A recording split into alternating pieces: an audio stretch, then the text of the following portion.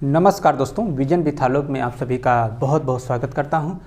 आज हम लोग TGT, PGT, GIC, GDC, political science की क्लास के अंतर्गत राजनैतिक अवधारणा में एक महत्वपूर्ण विषय, महत्वपूर्ण टॉपिक न्याय के बारे में पढ़ेंगे।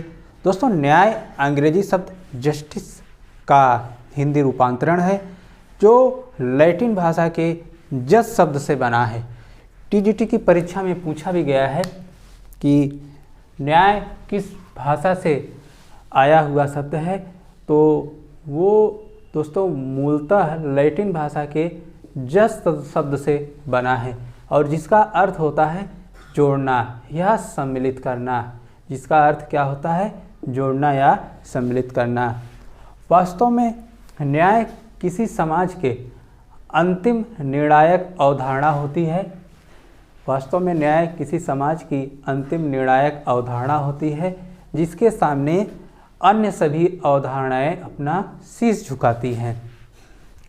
और न्याय के बारे में अगर देखा जाए तो दोस्तों एक शासन व्यवस्था में जहां कार्यपालिका और व्यवस्थापिका के अभाव में शासन जरूर चलाया जा सकता है, लेकिन न्यायपालिका के अभाव में शासन चलाना अकल्पनीय है। तो न्याय की विशेषता, महत्ता बहुत बढ़ जाती है। न्याय वास्तव में स्वतंत्रता, समानता और संपत्ति में समन्वय का रूप है। न्याय क्या है? स्वतंत्रता, समानता और संपत्ति में समन्वय का रूप है। और बिना कार्यपालिका विधायिका के तो शासन व्यवस्था संभव है, लेकिन न्यायपालिका के नहीं। इस तरह से दोस्तों न्यायपालिका संतुलन चक्र के रूप में कार्य करती है। और संत ऑगस्टाइन नाम के एक प्रसिद्ध विचारक थे, इन्होंने कहा भी था कि न्याय के बिना राज्य डाकुओं का झुंड बन जाता है, या न्याय के बिना राज्य डाकुओं का गिरोह बन जाता है। ऐसा कथन संत ऑगस्टाइन ने कहा था। और दोस्तों, प्रारंभ में जो न्याय का स्रोत था वह कैसा था? वह परंपरावादी था और धर्म पर आधारित था। प्रारंभ में न्याय का स्रोत धर्म और परंपराओं पर आधारित था। इस तरह न्याय का अर्थ था स्वकर्तव्य पालन करना। स्वयं के कर्तव्य का पालन करना ही प्रारंभ में न्याय का कार्य था। अगर प्राचीन काल के विचारक प्लेटो की बात को लें तो प्लेटो ने अपनी किताब रिपब्लिक में लिखा कि न्याय एक नैतिक संकल्पना है। प्लेटो ने रिपब्लिक में न्याय की नैतिक संकल्पना का उल्लेख किया। और प्लेटो के अनुसार न्याय क्या है? प्लेटो के अनुसार न्याय सामाजिक सहयोग व सामंजस्य है। बहुत इम्पोर्टेंट है दोस्तों। प्लेटो के अनुसार न्याय क्या है? सामाजिक सहयोग व सामंजस्य है। और विस्तृत रूप में देखें तो प्लेटो ने राज्य में रहने वाले सभी वर्गों द्वारा निर्धारित कर्तव्यों को करते हुए एक दूसरे में सामंजस्य स्थापित करना ही न्याय बताया। प्लेटो ने कहा, राज्य में रहने वाले जो समस्त नागरिक हैं अपने कर्तव्य करते हुए एक दूसरे से सामंजस्य स्थापित करें, यही न्याय है। इसी तरह से प्लेटो का न्याय कर्तव्य मूलक था, जबकि अरस्तु का न्याय अधिकार मूलक था। थिंकर वाली क्लास में इसको हम लोग समझ चुके हैं। अब अरस्तु की बात देखें तो अरस्तु वास्तव में वितरणात्मक न्याय का समर्थक था। अरस्तु किस न्याय का समर्थक था? वितरणात्मक न्याय। और अरस्तु कहते हैं कि प्रत्येक व्यक्ति को उसकी योग्यता के अनुसार प्राप्त होना ही न्याय है। प्रत्येक व्यक्ति को उसकी योग्यता के अनुसार प्राप्त होना ही न्याय है। इस तरह से अरस्तु का न्याय अधिकार मूलक संकल्पना को प्रकट करता है। दोस्तों, एक विचारक हैं सिसिरो। सिसिरो कहते हैं कि न्याय सद्गुणों की मुकुटमणि है। न्याय क्या है? सिसिरो के अनुसार न्याय सद्गुणों की मुकुटमणि है। और न्याय के अगर अवधारणा को देखें दोस्तों, वास्तव में न्याय की अवधारणा का जन्म आधुनिक काल में हुआ। आधुनिक काल में, और जहाँ पर कानूनी न्याय का प्रचलन था। वर्तमान समय में जो न्याय का स्वरूप है वह कैसा है? सामाजिक न्याय है। सामाजिक न्याय जिसका संबंध लोक कल्याणकारी राज्य से है। सामाजिक न्याय का संबंध किससे है? लोक कल्याणकारी राज्य से है। इसका जो लक्ष्य है वह है गरीब का हित करना। दोस्तों, न्याय की वास्तव में राज्य में ज़रूरत किसे होती है?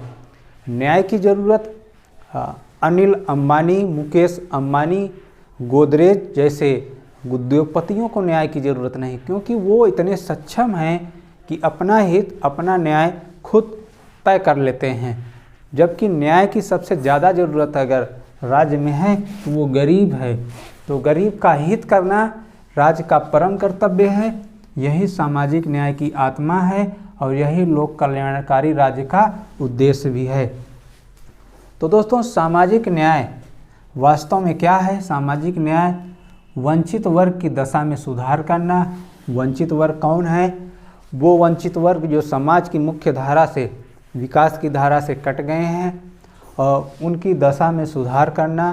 पिछड़े लोग, ओबीसी एससी के लोग, और महिलाएं, दिव्यांगजन, आर्थिक रूप से कमज़ोर वर्ग, ये सब वंचित वर्ग की क्लास में आएंगे। इन्हीं का कल्याण करना क्या है? सामाजिक न्याय है। और इन्हें समान अवसर प्रदान करना भी सामाजिक न्याय है। और दोस्तों, BR अम्बेडकर भारतीय संविधान के जनक माने जाते हैं। बाबा साहब अम्बेडकर ने जो सर्वाधिक बल दिया वह किस न्याय पर बल दिया? सामाजिक न्याय। TGT 2013 में पूछा गया सवाल है कि डॉक्टर भीमराव अंबेडकर ने सर्वाधिक बल किस न्याय पर दिया? सामाजिक न्याय, राजनीतिक न्याय, धार्मिक न्याय या आर्थिक न्याय? तो दोस्तों, यही सामाजिक न्याय है जिस पे बाबा साहब अम्बेडकर सर्वाधिक बल देते हैं। इंसाइक्लोपीडिया ऑफ ब्रिटानिका में कहा गया है कि जस्टिसिया का अर्थ है समाज को जोड़ना। जो जस्टिस, दोस्तों, जस्टिस इंसाइक्लोपीडिया ऑफ ब्रिटानिका में लिखा गया है। जस्टिस जस्टिसिया शब्द से आया है, जिसका अर्थ है समाज को जोड़ना। इस तरह से देख सकते हैं कि जो जस्टिस है वह समाज को जोड़ने का कार्य करना है, तोड़ने का कार्य नहीं करता है। दोस्तों, अरस्तु ने कहा न्याय क्या है? सबको समाज में उचित स्थान प्राप्त होने की स्थिति ही न्याय है। फिर अरस्तु महोदय ने कहा कि न्याय सबको समाज में उचित स्थान प्राप्त होने की स्थिति है। और रूसो महोदय लिखते हैं कि न्याय क्या है? स्वतंत्रता व समानता का मिश्रण ही न्याय है। रूसो लिखते हैं न्याय क्या है? न्याय स्वतंत्रता व समानता का मिश्रण है। इसी तरह अमेरिका के सामाजिक सुधारक मार्टिन लूथर किंग लिखते हैं, यदि कहीं भी अन्याय होता है तो वह न्याय के लिए बहुत बड़ा खतरा पैदा करता है। मार्टिन लूथर किंग का कहना है यदि कहीं भी अन्याय होता है तो वह न्याय के लिए एक बड़ा खतरा उत्पन्न कर देता है।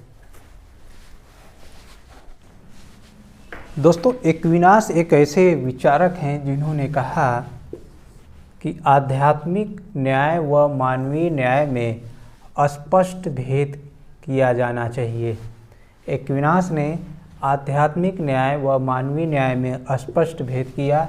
और पार्कर ऐसे विचारक हैं जिन्होंने कहा न्याय ही वह अंतिम सिद्धांत है जो स्वतंत्रता व समानता तथा इन दोनों के विविधता के मध्य तालमेल पैदा करता है।